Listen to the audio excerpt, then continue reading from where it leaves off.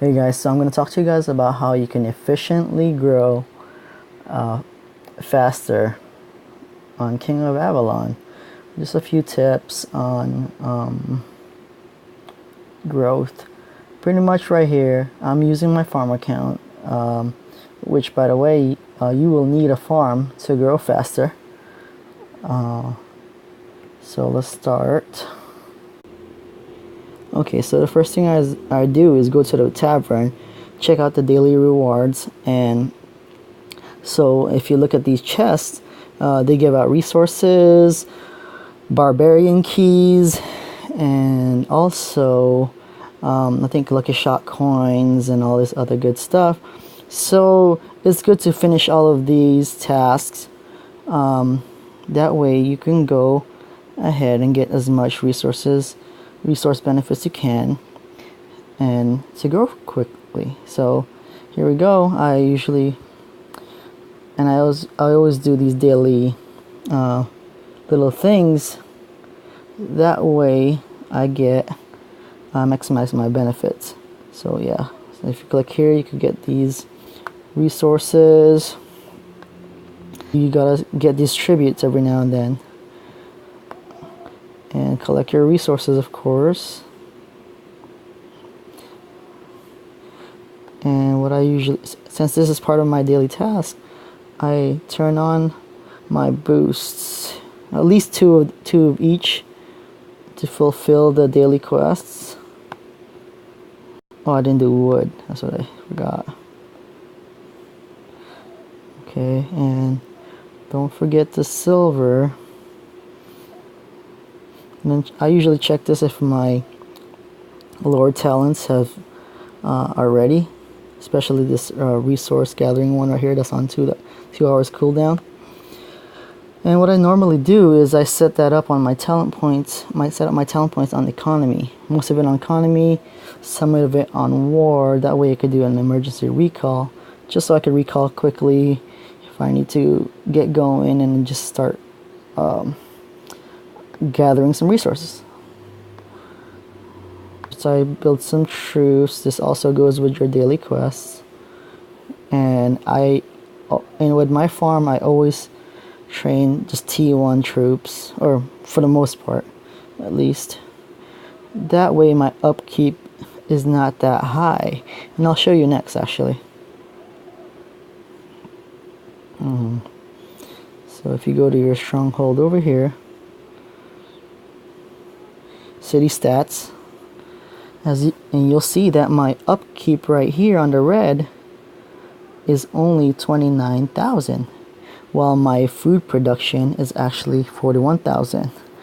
And it's because with a farm account, instead of building hospitals and military tents and all that, I mostly build resource production and mostly food for a farm. Okay, and you need food. You need farms that harvest food, because when you get into the higher levels with your main account, you will have crazy amounts of upkeep, and you will not get to hold that for even a day or two. So it will empty out by the time you start playing, or by the time you sleep and wake up. So okay, let me see what else I haven't done here. Oh, of course, you do some traps, and then your wishing well. I want to show you something here. I normally always get either food or silver only, because you will realize that at least at the later levels, I have a stronghold 26. You mostly need silver, and it's extremely difficult. But you could also do some of this iron right here, and I don't even bother with steel, because it's extremely hard to get those scrolls for weapons. But that will be on another video when I get the time. But right now we focus on basic growth. Here we go. I have a trick here where I use some gold, only like, let's say up until it reaches 8 or 10 for each category, and not so much on wood, because wood is so easy to gather and collect. For whatever reason, it's the easiest one, I believe, and it's because you get them through prizes and all this, and it doesn't run out like food does. So don't spend too much gold on that. But if you only spend like 6 gold on the wishing well, you're not really wasting much, You get gold through a lot of events if you're very involved, like myself.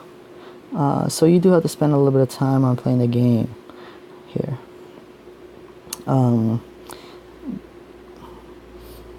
But if you are focused on growth, you need to do these things. And also, same for the marketplace. You should always go into a market. It auto refreshes and every 24 hours. So I would go ahead and collect these.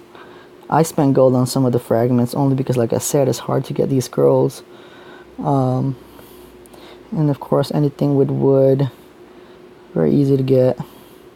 See, I avoid this right here, where the trade-off is not even fair, especially if it's wood. But if it's a fair trade-off, I will do it, because again, we're working on efficiency over here. Let's see here. So you want to do all of these until it turns into the free turns into some gold. I get these farm boosts because they're very cheap. Okay, so moving forward, I reached the part where it does turn into 5 gold, right, to refresh. And you know what I recommend? I recommend doing that daily, refreshing at least once. Because it's, again, like I said, 5 to 20 gold is not too much, and it does pile up if you do a lot of it, but it shouldn't hurt. So let's do it right here.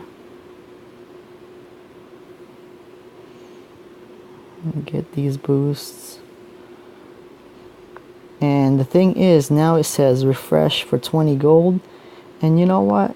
I do not mess with 20 gold because I don't think the rewards are worth it for this marketplace. But some people spend a little bit more money, and that's up to you, And then by the end of the day, you should have some of these chests already open on its daily rewards, and then just okay. So I would at least do one of this, the fortune teller and crystal ball, because you get one of them for free every day. And also you want to do this daily scheme of gold. The best one is the 1-day scheme. Mathematically, you will get more out of it. Okay, so back out in the kingdom map. So what I would do here is, again, I would first go straight for my alliance farm, of course. I usually store food for the storehouse. So now you just start gathering your food, silver, or whatever resource you need. And okay, well, thanks for tuning in. I hope you guys learned a thing or two about this simple video. If you guys have any requests, go ahead and ask and I could post it. But right now, I just wanted to keep this basic, especially for the beginner players, you know. Alright.